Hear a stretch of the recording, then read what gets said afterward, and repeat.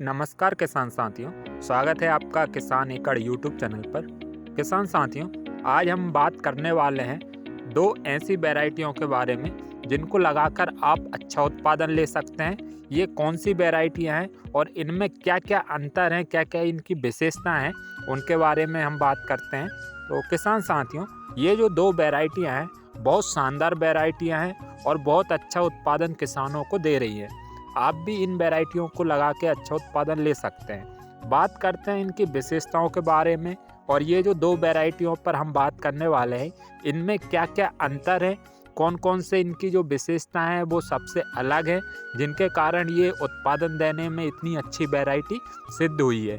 तो किसान साथियों, इनके बारे में बात करते हैं। किसान साथियों, आज हम इन दो वैरायटियों के बारे में बात करने वाले हैं। ये दोनों वैरायटियाँ Shriram fertilisers and chemical company की गेहूं की किस्में हैं।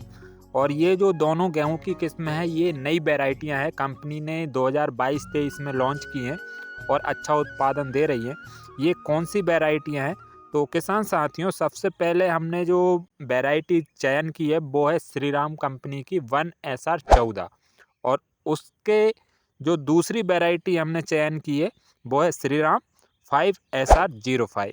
ये जो दो वैरायटियाँ हैं आज हम इस पर बात करेंगे, इनमें क्या क्या विशेषता हैं, इनमें क्या क्या अंतर हैं जो उत्पादन अच्छा देने में सक्षम है।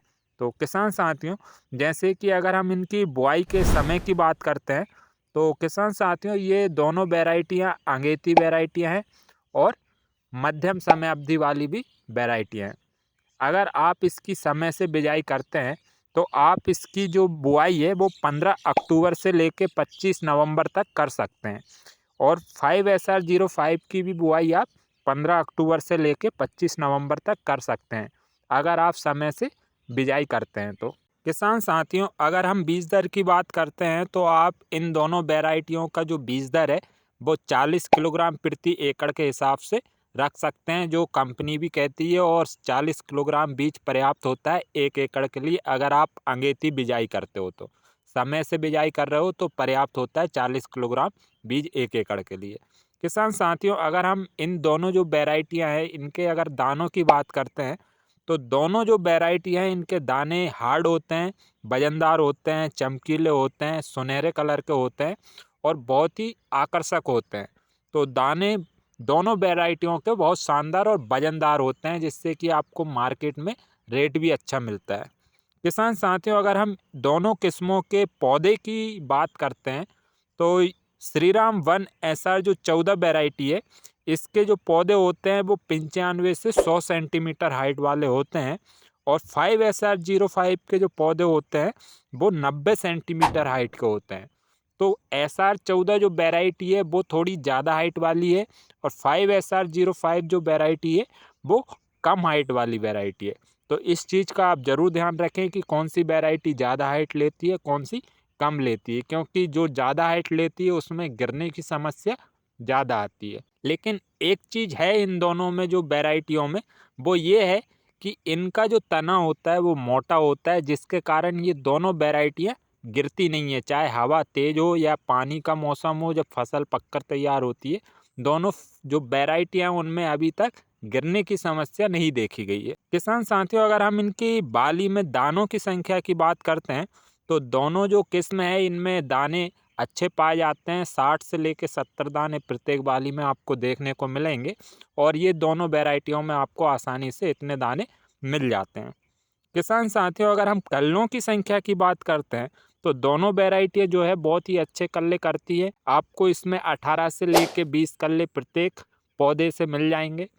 और अगर हम इसके उत्पादन की बात करते हैं तो 25 से लेके 28 क्विंटल आपको प्रति एकड़ के हिसाब से इनका उत्पादन मिल जाता है, अगर आप समय से बिजाई करते हैं और खादों का अच्छा प्रबंधन करते हैं तो आपको अच्छा उत्पादन इन दोनों वैरायटियों से मिल जाता है। किसान साथियों, अगर आप 1SR14 लगा रहे हैं तो भी आप अच्छा उत्पादन ले सकते हैं और 5SR05 लगा रहे हैं तब भी आप अच्छा उत्पादन ले सकते हैं।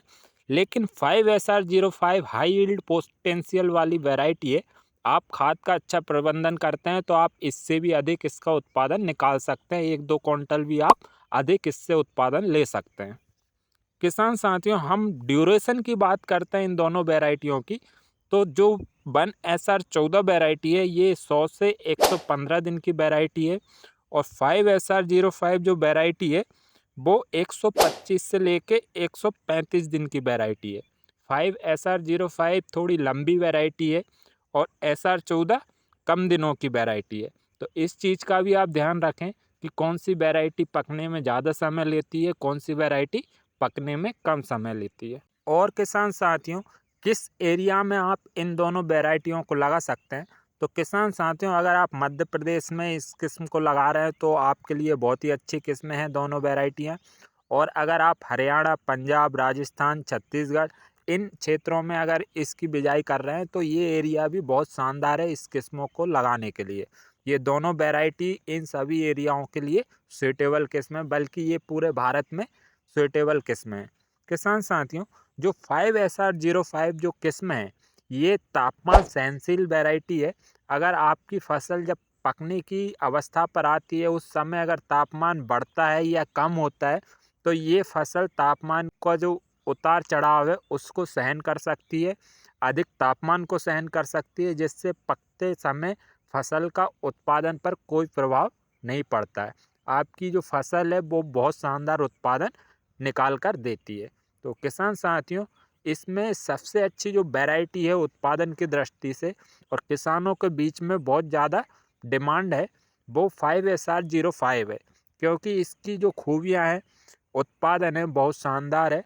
और आप इन दोनों वैरायटियों में कंपैरिजन करके देख भी सकते हैं, क्योंकि दोनों जो वैरायटी हैं वो बहुत शानदार वैरायटी हैं उत्पादन की दृष्टि से, इनकी जो विशेषताएं हैं उसकी दृष्टि से। तो आप इनको लगाकर एक बार ज़रूर देखिए।